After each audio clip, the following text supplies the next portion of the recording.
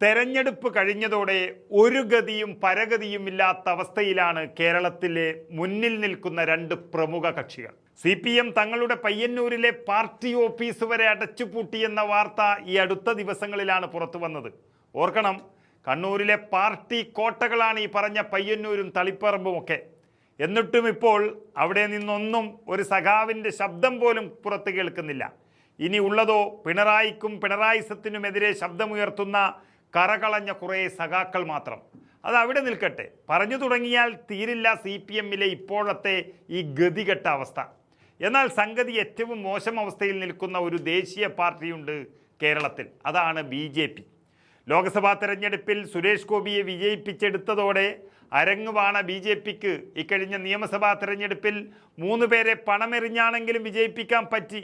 പക്ഷേ BJPയുടെ സംസ്ഥാന അധ്യക്ഷൻ രാജീവ് ചന്ദ്രശേഖർ അടക്കമുള്ള 3 MLAമാർ ദിവസേന ഓരോന്ന് പറയിപ്പിക്കുമ്പോൾ പാർട്ടി വിട്ടുപോകുന്നവരുടെ എണ്ണം ദിനം പ്രതി കൂടി വരികയാണ്. 2020 വിട്ടുകൊണ്ട് NDA എന്ന മുന്നണിയെയും BJPയെയും വേണ്ടെന്ന് പറഞ്ഞ് അഖിൽ മാരാർ പൊട്ടിച്ച ബോംബൊക്കെ കേരള രാഷ്ട്രീയം കണ്ടതാണ്.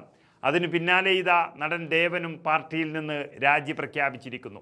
രാജീവ് ചന്ദ്രശേഖർ വിജയിച്ചിട്ടുണ്ടെങ്കിൽ അത് തൻ്റെ കൂടെ പ്രയത്നം കൊണ്ടാണെന്ന് അടിവരയിട്ട് പറഞ്ഞുകൊണ്ടാണ് ദേവൻ BJPയുടെ പ്രാഥമിക അംഗത്വത്തിൽ നിന്ന് രാജിവെച്ചത്. ഇന്നിപ്പോൾ ഗുരുതര ആരോപണവുമായി വന്ന് ഒടുവിൽ മാപ്പ് പറഞ്ഞിട്ടാണെങ്കിലും BJP വിടുകയാണ് PC ജോർജ്. കോടികളുടെ വലിയ കൊള്ളയുടെ കണക്കൊക്കെ പൊതുമധ്യത്തിൽ ഘോരഘോരം വിളിച്ചു പറഞ്ഞുകൊണ്ടാണ് PC ജോർജ് BJPക്കെതിരെ നിലപാടെടുത്തത്.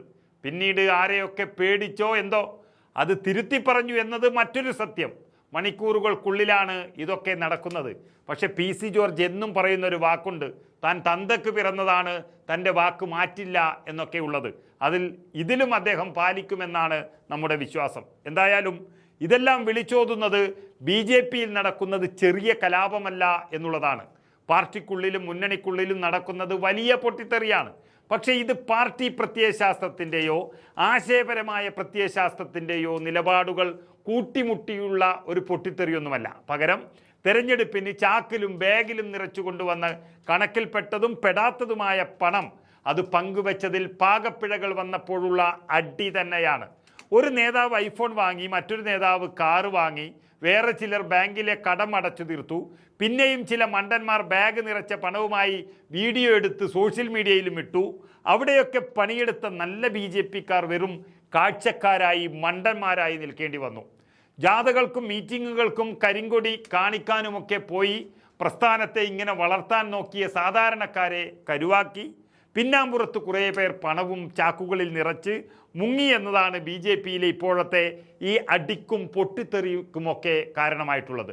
പക്ഷേ അപ്പോഴും മിനിറ്റുകൾക്കുള്ളിൽ മലക്കം മറിഞ്ഞ PC ജോർജിൻ്റെ രാഷ്ട്രീയം വല്ലാത്തൊരു ജാതിയാണെന്ന് നിസ്സംശയം പറയേണ്ടി വരും. നിയമസഭാ തെരഞ്ഞെടുപ്പിൽ പൂഞ്ഞാറിൽ മത്സരിച്ച് പരാജയപ്പെട്ടതിന് പിന്നാലെയാണ് പാർട്ടി ഫണ്ടിൽ കോടികളുടെ അഴിമതി നടന്നു എന്ന ആരോപണവുമായി PC ജോർജ് തന്നെ രംഗത്ത് വന്നത്. എരുമേലിയിലെ ഒരു പാർട്ടി യോഗത്തിൽ വെച്ച് 4.5 കോടിയോളം രൂപയുടെ ഇലക്ഷൻ ഫണ്ട് ആരോ തട്ടിയെടുത്തു എന്ന തരത്തിലായിരുന്നു ജോർജിൻ്റെ വൈകാരികമായ പ്രതികരണം വന്നത്. സംഭവം മാധ്യമങ്ങളിൽ വലിയ ചർച്ചയാവുകയും പാർട്ടിക്കുള്ളിൽ വലിയ തലവേദന സൃഷ്ടിക്കുകയും ചെയ്തതോടെ കഥയാകെ മാറി. എന്നാൽ ആരോപണം ഉന്നയിച്ച് മണിക്കൂറുകൾക്കുള്ളിൽ തന്നെ പറഞ്ഞതെല്ലാം വിഴുങ്ങി PC ജോർജിന് പിന്മാറേണ്ടി വന്നു. തനിക്ക് തെരഞ്ഞെടുപ്പ് ഫണ്ട് എന്താണെന്ന് പോലും അറിയില്ലെന്നും എരുമേലിയിൽ പറഞ്ഞതെല്ലാം കേവലം തെറ്റിദ്ധാരണ മൂലമാണെന്നും വിശദീകരിച്ചുകൊണ്ട് ഒടുവിൽ അദ്ദേഹത്തിന് മാപ്പ് പറയേണ്ടി വരുന്നൊരു കാഴ്ചയാണ് കേരളം കണ്ടത്.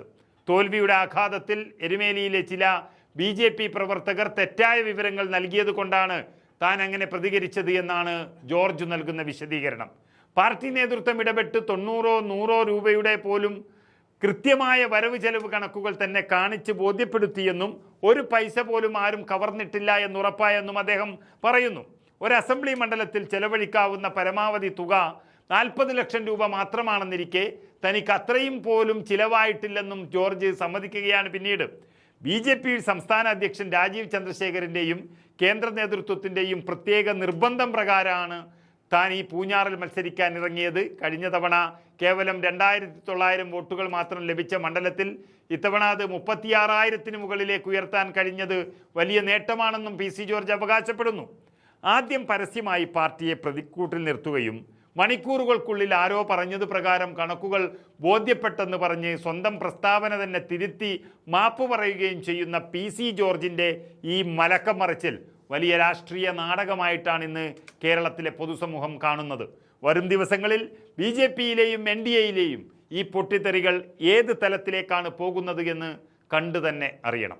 ഞാൻ എരുമേലി വിളിച്ചിങ്ങനെ പറഞ്ഞത് സത്യമാണ്, പക്ഷെ അത്തരം പണം കിട്ടിയിട്ടില്ല. 100 രൂപ പോലും ചെലവഴിച്ചതിന്റെ കണക്കെന്നെ കൊണ്ട് കാണിച്ചു. ഒരു പൈസ പോലും ആരും നഷ്ടപ്പെട്ടിട്ടില്ല, കട്ടിട്ടില്ല.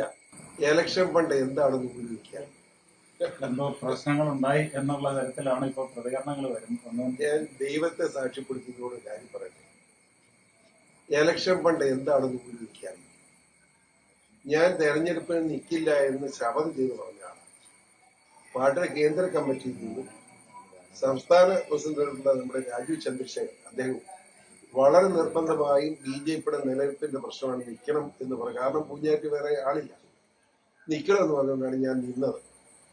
കഴിഞ്ഞ തെരഞ്ഞെടുപ്പിൽ BJPയുടെ സ്ഥാനാർത്ഥി കിട്ടിയോണ്ട് 2900 വോട്ട് മാത്രമാണ് ഇവിടെ പൂഞ്ഞാറ്റ്. ഇത്തവണ അത് ഞാൻ നിന്നുകൊണ്ട് ആണെന്ന് ഉള്ള അഹങ്കാരം പറയുകയല്ല, ഇത്തവണയാണ് 36,012 വോട്ടാക്കി ഉയർത്താൻ കഴിയും. സ്വാഭാവികമായും മറ്റു പലർക്കും അതിന് എന്നോട് ചെറിയ മനപ്രയാസവും വേദനയൊക്കെ ഉണ്ടാവാം. ആ വേദനയൊക്കെ മനസ്സിൽ വെച്ചുകൊണ്ടിരിക്കുന്ന ഞാൻ എന്ത് ചെയ്യാൻ, ദൈവം എനിക്ക് അനുകൂലമായി ജനം അനുകൂലമായി വോട്ട് ചെയ്ത് അതിന് വർക്കൗട്ടാക്കിയിട്ട് കാര്യമില്ല. എന്നാൽ നിങ്ങൾ മനസ്സിലാക്കുന്ന ഒരു സത്യം ഞാൻ ഇലക്ഷൻ തോറ്റു കഴിഞ്ഞ്, സ്വാഭാവികം തോൽവി ഒരു ആഘാതമാണ്. തോറ്റു കഴിഞ്ഞ് ഞാൻ എരുമേലി ഒരു കമ്മിറ്റി ചെന്ന കമ്മിറ്റിക്ക് ഒന്ന് 2 BJP സ്ട്രോങ് ആളുകൾ, അതാ രസം. അമ്മമാരെന്നോട് പറഞ്ഞു 4,45,00,000 രൂപ കിട്ടുക, ഇതെല്ലാം കൂടെ എവിടെ പോയി, എന്ത് ചെയ്തു, മറിച്ചത് ചൂടാ. അപ്പൊ ഞാൻ ഇത്രയും രൂപ കിട്ടും എനിക്കറിയില്ല. അപ്പൊ ഞാൻ അവിടെ പറഞ്ഞു 4,45,00,000 രൂപ കിട്ടിയത് ആരൊക്കെ കട്ടു, എവരൊക്കെ തിന്നു എന്ന് അറിയേണ്ടതായിട്ടുണ്ടെന്ന് ഞാൻ എന്റെ ചൂടായി.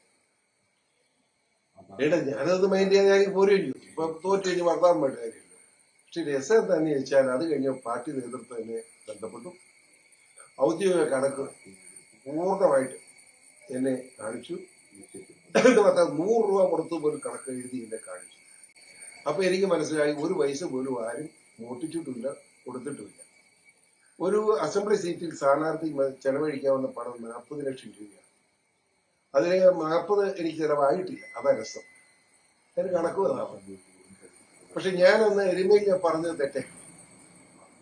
ഇതിന്റെ അടിസ്ഥാനത്തിൽ പലരും എല്ലാരും മറന്നുപോയി, ആരും ഇപ്പൊ മൈൻഡ് ചെയ്യുന്നില്ല. പക്ഷേ ഇപ്പൊ നമ്മുടെ റിപ്പോർട്ടർ ചാനലുകാരനൊരു കഴപ്പമുണ്ട്. അതിനൊന്ന് ടേക്കപ്പ് ചെയ്യും. റിപ്പോർട്ടർ ചാനലുകാരൻ അവന്റെ ഒരു തന്തമാണ്. എനിക്ക് ഒരു പത്രക്കാരനില്ല, ഞാൻ എതിർക്കുന്നില്ല. പക്ഷെ അവര് എന്നോട് ചോദിച്ചു വളരെ വ്യക്തമായിട്ട് കാര്യം പറഞ്ഞു. ഞാൻ എരുമേലി വിളിച്ച് ഇങ്ങനെ പറഞ്ഞത് സത്യമാണ്, പക്ഷെ അത്തരം പണം കിട്ടിയിട്ടില്ല. 100 രൂപ പോലും ചെലവഴിച്ചതിന്റെ കണക്കെന്നെ കൊണ്ട് കാണിച്ചു.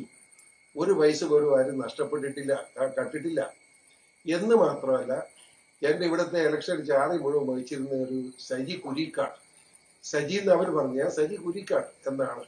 അങ്ങനെ ഒരു ഹയർ സെക്കൻഡറി സ്കൂൾ പ്രിൻസിപ്പലായിട്ട് റിട്ടയർ ചെയ്ത ആളാണ്.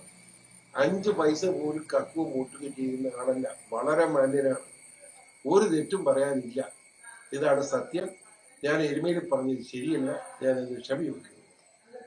അത് കഴിഞ്ഞ് പിന്നെ അതിനകത്ത് പറയേണ്ട കാര്യമുള്ളൂ. നിങ്ങൾ വളരെ സത്യം എന്ന് പറഞ്ഞ കാര്യമില്ല, ഞാൻ പറഞ്ഞ സത്യമാണ്. നമുക്കൊരു മര്യാദ